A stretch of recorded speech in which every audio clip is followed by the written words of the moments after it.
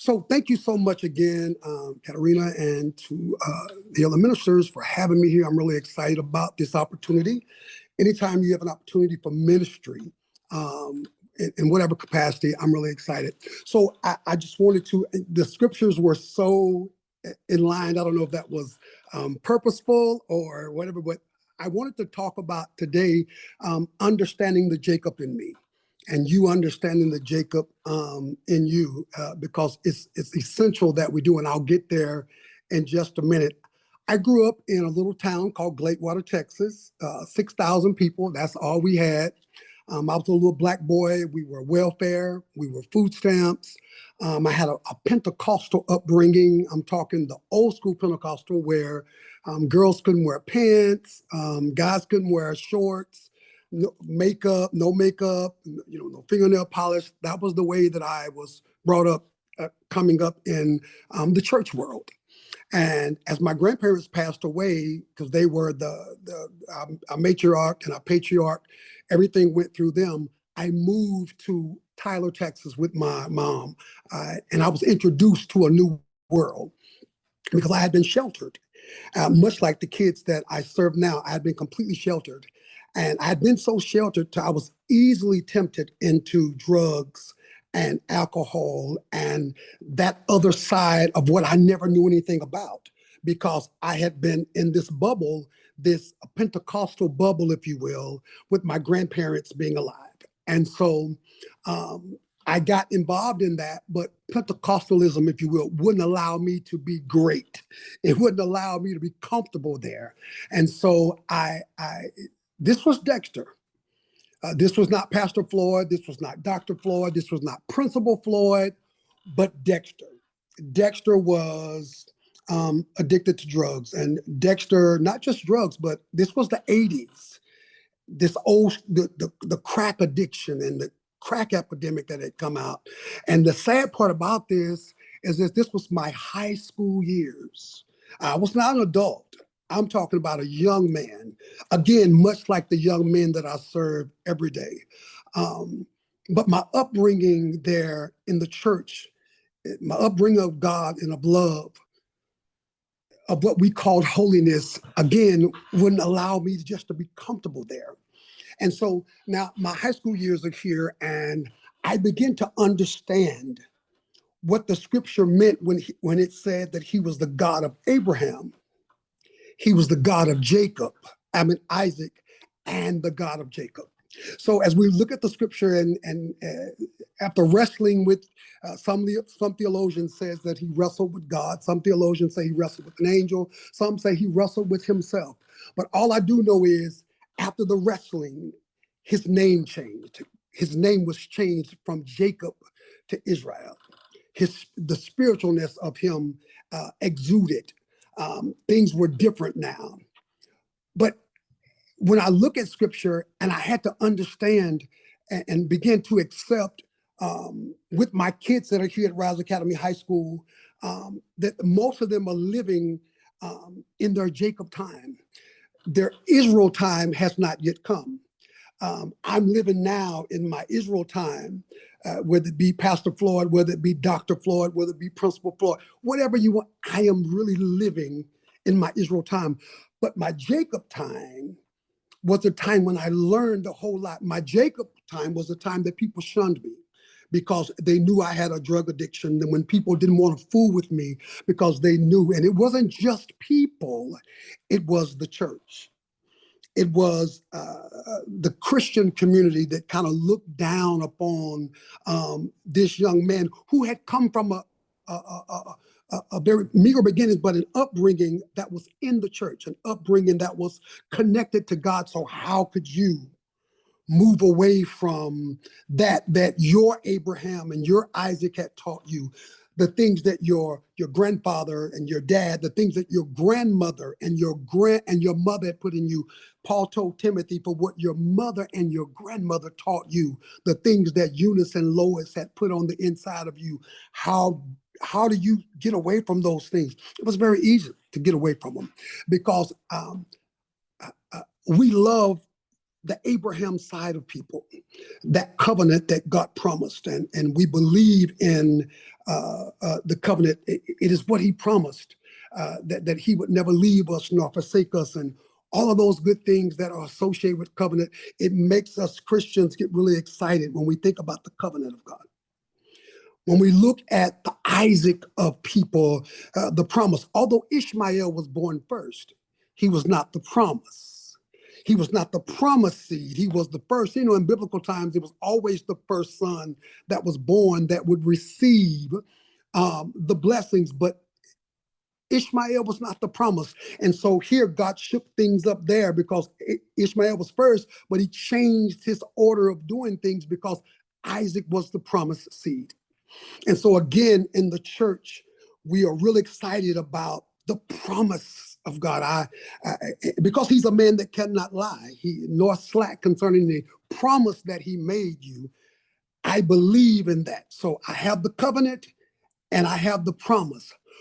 But where we give pause is to the Jacob side of us. And that is, as one, the reading talks about, the very fleshly side of us. His name in and of itself means trickster. The part of me that doesn't always align with the things of God. And he could have easily said, I'm the God of Abraham, Isaac, and I'm the God of Israel. But he didn't, because he wanted us to understand that irrespective to what I've been involved in and I've been entangled in, I'm still your God too. Because there's a part of me that hadn't come up and aligned with God. When I was dealing with drugs and I was dealing with my kids here now who are products of their environment, I tell them all the time, you are a product of your environment, but you're not a prisoner to it. Because you don't have to stay there. It is through conscious decisions. It is through conscious intentionality of wanting to be better, of wanting to be more, that you're able to do so. And so as I start to understand the Jacob in me, I start to understand God saying to me, yeah, but I got you too. Because people haven't always made me feel like that in my Jacob days in my life. Sometimes I was made to feel less than. I was made to feel like I would never become the Israel that I was promised. The Jacob in me taught me the lessons that I learned today. The Jacob in me taught me how to pray a little more, because I knew that this is not how it's supposed to be. Yeah, Dr. Floyd is great and Principal Floyd is great, but there was a time in my life when things were not the way I knew that God had intended for them to be. Now, as I sit here, I'm in my office now. I told Katarina earlier I was coming to my office to do some things. As I sit in this office now, anticipating my kids in the morning, I oftentimes think of this connection that I have with them, from a lot of them being welfare and food stamps, a lot of them being in a home environment for them that's not so good. I now understand my purpose for being here in ministry and also being in education, because there's a lot of young Dexters who are experiencing their Jacob time, who don't know what to do, who do feel less than, who do feel marginalized because they are, who don't have the best of everything, but don't realize that your best is yet to come. And I had to thank God I had Abraham's and Isaac's in my life who showed me God and showed me how things could be. I'm that. I'm that for these group of Jacobs that I have to deal with, because guess what? Greatness is on the inside of them, but they have to have somebody to steer them and to get them there. Many days I have not understood what God was doing in my life. And again, that's why I entitled this conversation that we're having, or this sermon or whatever, understanding the Jacob in me. And I remember having what I consider to be, I don't know if it was a dream or if it was a vision, but it was several years ago. And I was in this conundrum because I felt like that I had been done wrong by some people. As a matter of fact, I know I had been done wrong. And I thought to myself, well, God, like, why is this, fair? I need you to do something. I want you to do this, that, and the other because I have dedicated my life to you. I have da da da. And so these people get to do this to me. I need you to handle this. I want you to take care of them. I want you to do this, this, this, and this. This is me with the low vibrations of who God is. Me wanting him to uh, take care of people in the way that I needed him to take care of them. And that same day, Katarina, I went. I don't know if it was a vision or a dream. I still don't know to this day. But I was sitting and I was on a farm and I was raising sheep. And I had what was like biblical times. It was like a she bear that was beside me that was there for protection. It was there to protect me and it was there to protect the sheep. And one day when we were sitting on the porch, um, a wolf came out of the woods and grabbed one of my sheep and put it in his mouth. And just like clockwork, the she bear ran and grabbed the wolf and broke its back. And in the dream, God said to me, he said, I need you to take that wolf and nurse him back to health. So, okay. So I took him, I wrapped him and, fed him. And, you know how time flies in a dream or a vision. It's not like your regular time. So 2 to 3 weeks had evolved, a month had evolved, and the wolf was strong. And he was running around. And so God said to me, now what I want you to do is release him back into the woods. Now I'm perplexed and I'm kind of upset now. And this is all in his dream. And I said, but why would you have me to do that? Because I know that when I release him back into those woods, when I least expect it, when I'm not looking, he's going to try to come back and get my sheep again. And God said to me in that dream, oh, I get it. You think I love the sheep more than I love the wolf. I don't. They're all mine. And at that point, I cried like a baby. But I had to understand, and as the church, we understand that God loves us all. And this scripture that y'all read earlier really blessed me. And it was saying that, you know, when I'm having my Jacob times, that's when he's there the most. And I begin to boast and get excited about the times when I struggle because that's when he's going to be there the most for me. Understanding that Israel is coming, but what I do in my Jacob moment matters.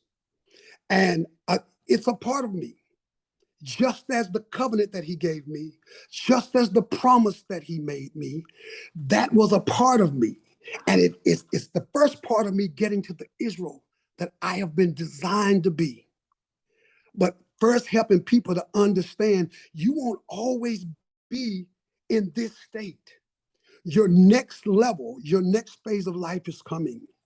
And I was really blessed by the scriptures that you guys read today, but more so about understanding the Jacob in me. And I want you to understand the Jacob in you. And when you see the Jacob, I know a minute and a half, when you see the Jacob in other people, well, that you consider to be the Jacob in the, if you see my brother that's overtaken in the fault, the scripture says, ye that are spiritual, restore him through prayer because his Israel is coming.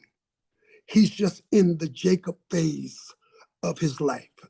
And so, with a minute and 3 seconds left, I thank you so much for this opportunity of just sharing my story of coming from my meager beginnings of Gladewater, Texas, into this educational arena, this pastoral Christendom that has ruled my life for this many years, but it's caused my ministry here at the school and my ministry at the church to align because I understand that there are some Jacobs that don't recognize the Israel that's coming. And I'm to be the Abraham and the Isaac in their lives to push them into greatness. So the blessings of the Lord be upon you. Thank you. Thank you, Dexter. That was incredible. Um, I think we have a cut where we allow for questions afterward. Yeah. So you're in the academic world. You're used to that. I'm going to kick it off, but I'm going to have others raise your hand if you would like to ask a question or make a comment. Um, well, I guess my first, before I get to, That's it. But it let me know that I'm done. That's all. Yeah, it let me know that I'm done. Okay, go ahead. Go ahead. Go ahead. All right.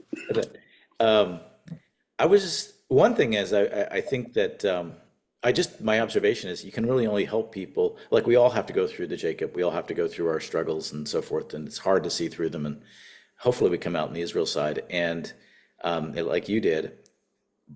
But there's a tendency, I think, to forget the Jacob period of our life or that earlier period because we want to be liked and we want to be seen for our where we are now. And I think if you can hold on to both like you do, then you're so relevant to younger people because there's no judgment. That's the key thing that I took away from when I was listening. You're not judging people. You're not saying like, how did you get so screwed up or why are you? You're just saying, oh, been there, done that, and then this is also not, and this can be, and I made it through too. So that was my observation that we tend to shame people and we tend to not be pretty, but we're often not vulnerable. I know that's something I often am not is vulnerable for people, but that doesn't help anybody because it just says, oh, they've got their act together. I won't ever get my act together. And a curious question I had was, you had as you said, you had the elders in the family, particularly when you're growing up in the charismatic community and so forth, that kind of gave you a spiritual foundation, which was critical later. But then when you did move into that new environment and you were attracted, you were tempted by all those things. I was just curious, if it's not too much information, what got you out of that? Like, was it loving adults or was it that foundation? Or how did you make the break from that? Because that could be a downward spiral. So some way you turned it into, with God's help, an upward spiral. I'm just curious. Yeah, it was both.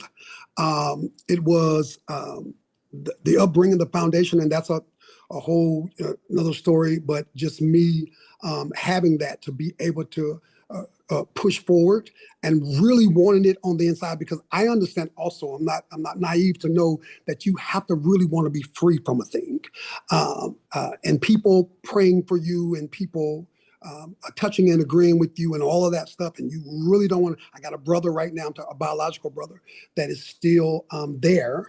Mhm. And we are still praying and touching, but he's not really ready to be free. Right. And all of the prayers and this, and we've been praying, and I know prayer works. And so it's not about me. It's not about me praying.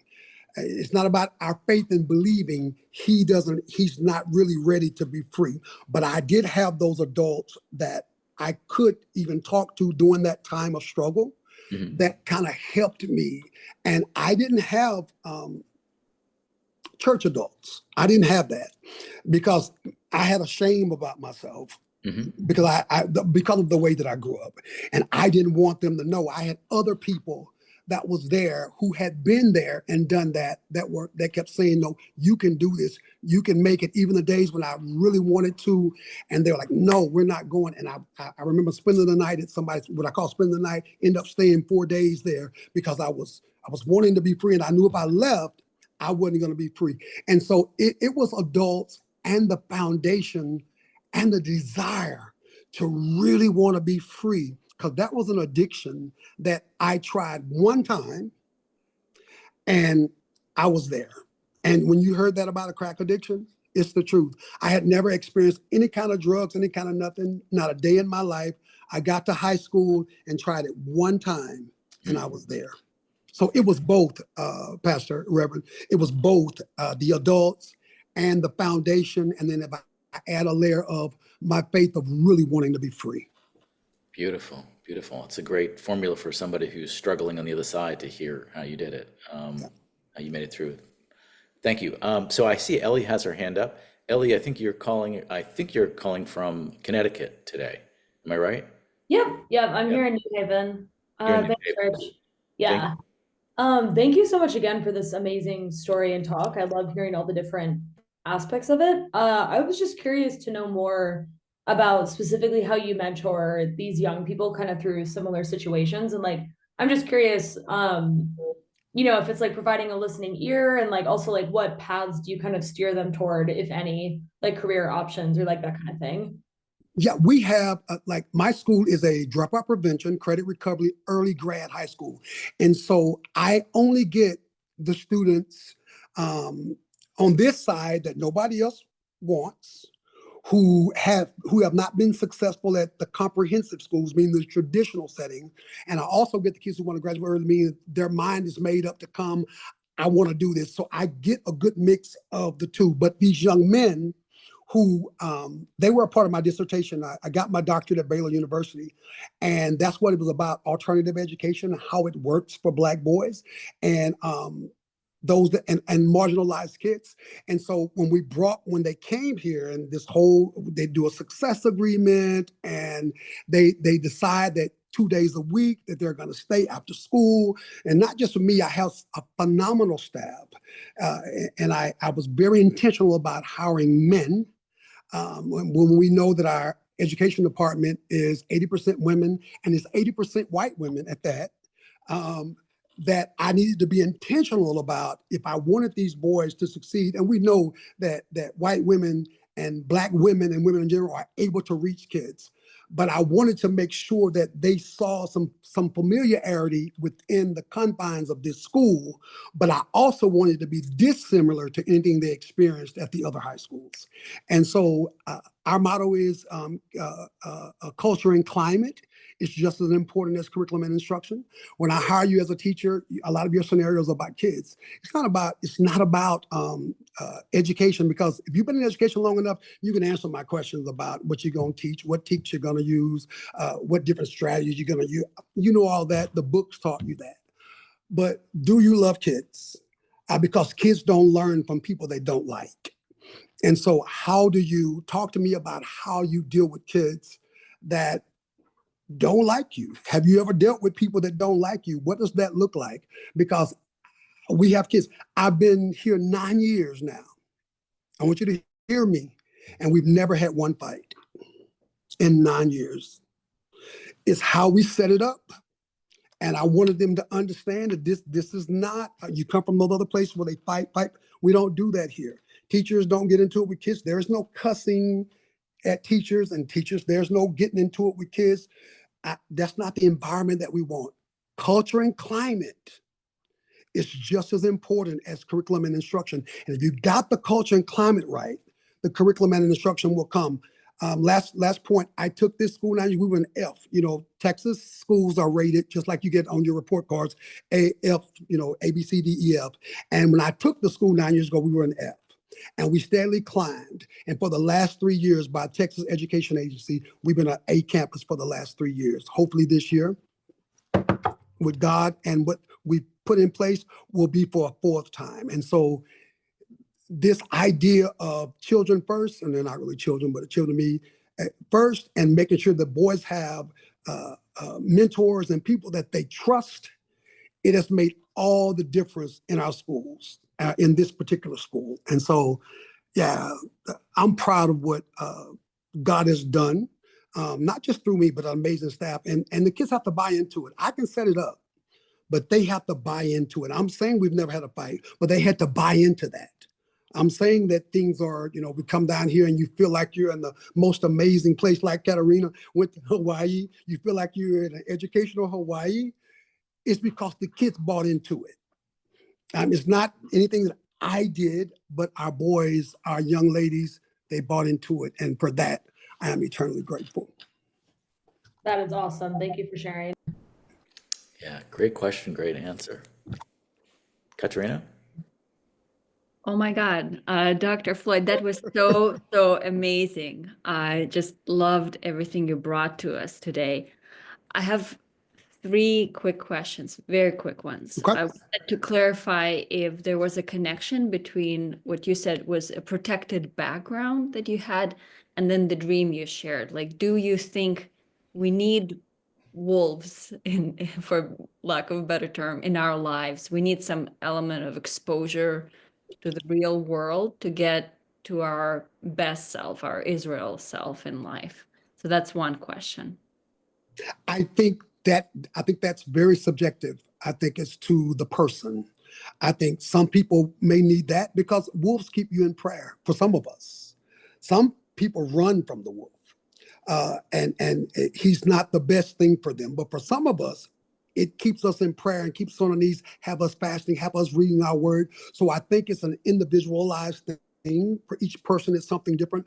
But having a taste of what's real, I think that's really important, because if not, you live a false sense of what's to come and what this world is really like. There are wolves, but we have to recognize that there are wolves for a reason. And God says, I don't need you to do this. I don't need you to tell me what to do with them. I am the creator of that. And so it is for a reason. And I recognize that mine had me in prayer.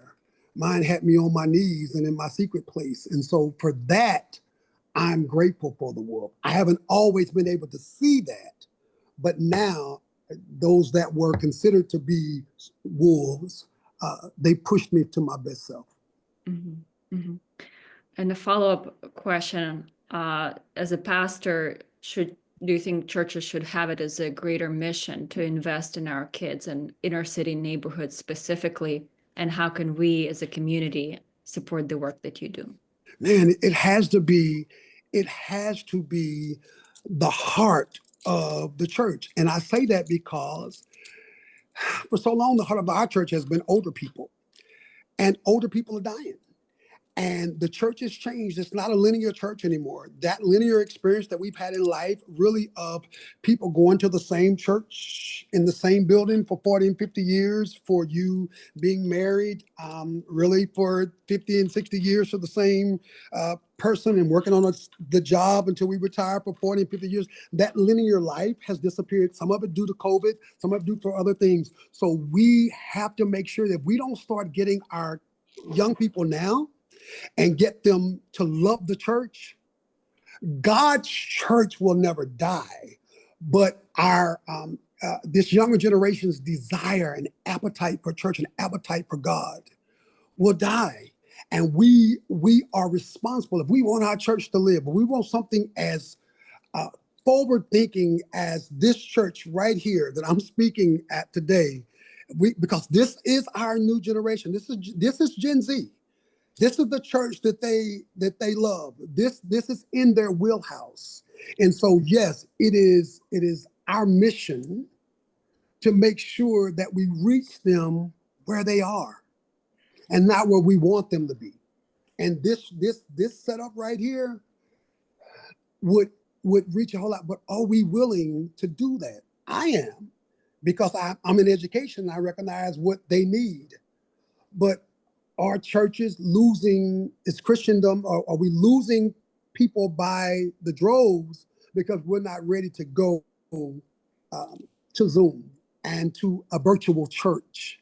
Because you probably see a lot more people in church if they could log on to church and have this kind of service for a good hour, and then go on and finish the rest of their day. So yes, it is important, and it is our mission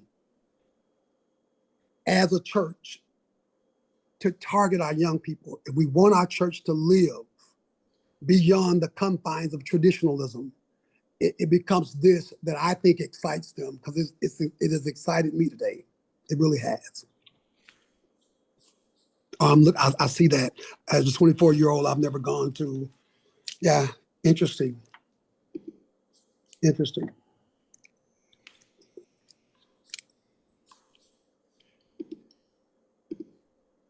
I have another question if anybody else has one. My other question, this is like a practical question based on your expertise. So, young men are having a hard time these days in general in the United States, just for example. And so sometimes, various times they come for advice. A lot of them, traditionally, I would have said, like, do what you can, but go to college, get good grades in high school, stick with it, go to college. And increasingly, they're not choosing college, and my attitude is kind of like, college isn't for everybody. But I don't know if that's the right answer. I know it's subjective in each case, but I'm just finding a pattern here.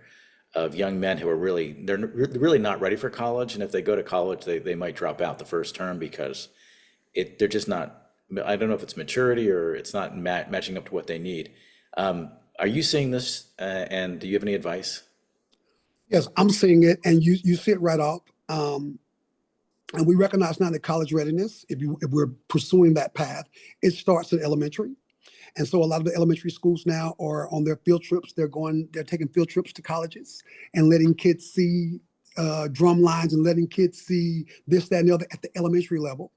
Because the more they're there, the more they can see themselves there. By the time they get to high school, which is when we decided what we were going to do, you've already made your mind up that that's really not what I want to do, and that's okay. I just push my kids right now towards a high school diploma because you can't do anything, no military, no anything without a high school diploma, because there are a lot of certificates now that they can get to be a plumber and make a bunch of money, to be a welder and make a bunch of money. It is not for everybody. You're spending 4 years somewhere where you may not ultimately not finish, but if you can get that certificate in 6 months or a year, that's the direction that we have been pushing. We haven't always, as a nation, as a educational entity, pushed that. But now we recognize that for a lot of our young men and our young ladies, cosmetology, they can start that as early as 10th grade, follow all the way through to senior year. And by the time they graduate, they have about 6 more months and they can have their cosmetology license, because education in and of itself is so forward thinking. You can go into paths now in high school. And when you're finished with high school, you don't have to go on to a 2-year or 4-year university, because it's just not the path that we're taking anymore. We're offering other ways for young people to be successful. And it starts really with a high school diploma. And then once you get that, the options are limitless. And 4-year college or university, great. On to get a master's degree, on to get a doctorate degree, great. But if that's not your path, you can still make 6 figures with a certificate. Beautiful. Thank you. That's very helpful. Seeing if there are any other hands, questions, comments. Yes. Returning to Katerina's question and your answer there too, I have a lot of sympathy with the idea that the church needs to attract young people if we want to survive. But don't you think, though, it's going to take a more profound change in the church than just moving it online? That there's a reason why young people, and not just young people, are alienated from the way the church is today. And unless we address that and change in ways that I can't even quite imagine yet, I can't see that working. I agree. I didn't specifically mean go to church totally online. I'm saying those pockets of young people that we can reach that way, because you got some that grew up traditionally and they're going to come to church, that they're growing, they're even now in the church and they're going to come. But there is a sector of people that we will reach if we add to our arsenal of how we get people there. Your second part, yes, we have to be willing to be more profound in allowing people for real to come to church as they are, and not when they get there, beat them down with the traditional way of this, that, and the other, pointing fingers, looking at the things that they do that have been traditionally deemed as wrong, and maybe it is wrong. But when I come to church to want to feel like that should be the one place where I can feel like I'm somebody, that I can feel like I matter to people. And if nothing else, the pastor tells me I matter to him and that I matter to God. And so I've been to churches where it was a beatdown session verbally because of what people have done. And so I think that's one of the profound changes and movements that we have to do, in addition to this way of revolutionizing church as far as an online church. I get that. There are some people that we're gonna have to do that for. But those that are coming into the sanctuary, we have to find a different approach and to reaching people and making sure not necessarily them coming, but there'd be enough love for them to want to return. So what does that feel like while I'm there? It makes me want to come back. Or I say, nah, I'm good. I'm not going to do this anymore. So I agree with you. Okay, thank you. Roxanne?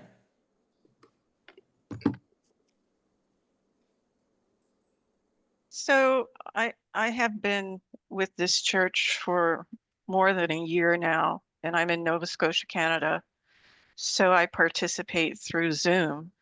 And this entire experience has led me to a question that I posed to Rich last week is, where is my church? And do I go to church, or should church be coming to me? So I think that Zoom is good, but like I said to Rich, I said, no one in my community goes to work at the White House. They get on fishing boats and they go to work in the middle of the ocean. So this is great as far as gathering with lovely people and developing friendships through Zoom, but that's not what church is all about, right? So I think that there has to be a way, and I'm hoping to be ordained as well, so I'm really thinking about this. There has to be a way that if I am the minister and I have someone, I don't know, coming from Colorado to my church through Zoom, I have to find a way to engage their community. I have to find a way to make the church relevant to the participant somehow in their community. And so I'm really thinking quite a lot about this question because, through the wonders of technology, we can become more global. But I think we've only taken maybe the first step, or even maybe just the first half of a step. So I just would like to know what your thoughts are on that. Okay, so I hear your comment, but I'm unclear about the question. The question is, so if I, as a minister, have a church and I have people attending through Zoom the church, I don't think that's enough. I think that somehow I need to connect with them through their community where Right. they are living. Right. What's the question though? Do you have thoughts on how that can be done when you don't have a physical presence in that community? How might you make that Zoom participant feel like their Zoom church is much more than just Zoom church? Mm-hmm. That it's a church that is effective within the community in which they live. Well, I think that begins with the person that attends. So if you are the person that attends the Zoom church, me as the minister, as a pastor out of Tyler, Texas, or Rich, wherever he is, DC or wherever, we can't affect your community, but you can. And so that you're getting from this church, you take out into the community and you work, because you're attending because you love it. They're not attending because they don't know anything about it. Yeah, I agree with it to some degree, but I don't think it's enough. I think that there has to be some type of link, Right. the minister to the community. Right.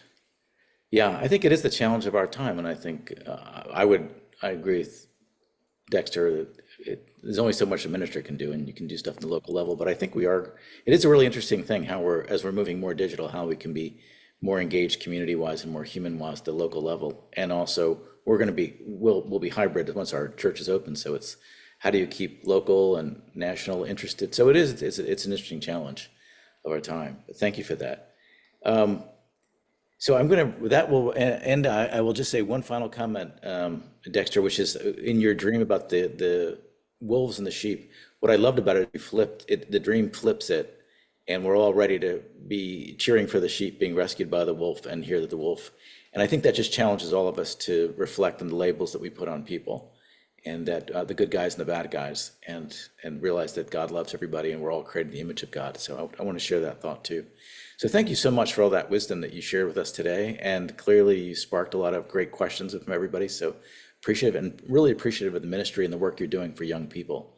I just wanted to figure out, how do we scale you to every school in the country? It's amazing what you're doing. It's really great work.